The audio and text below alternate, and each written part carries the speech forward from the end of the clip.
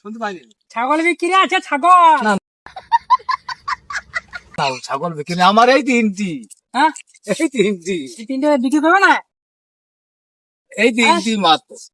তো তিনটেই তো আমি এই যে নিলাম 800 টাকা দিয়ে দিয়েছিলাম।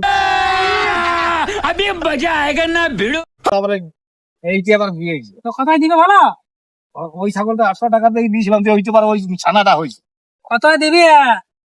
ওই ছানাটা হয়েছে, এই কালো ছানাটা হয়েছে। বলছে কোথায় দিবে? হ্যাঁ? কত তো দিবে?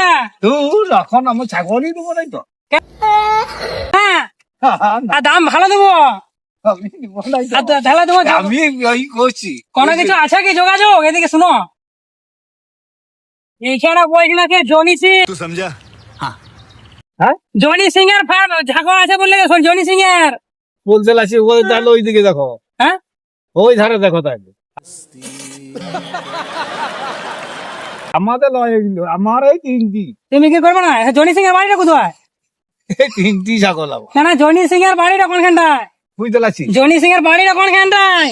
কার বাড়ি? জনি সিং।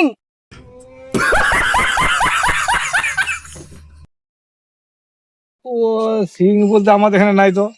জনি সিং বলে, জনি বলে গেছে নাকি? জনি গুরুদেব, গুরুদেব, হ্যাঁ, গুরুদেব।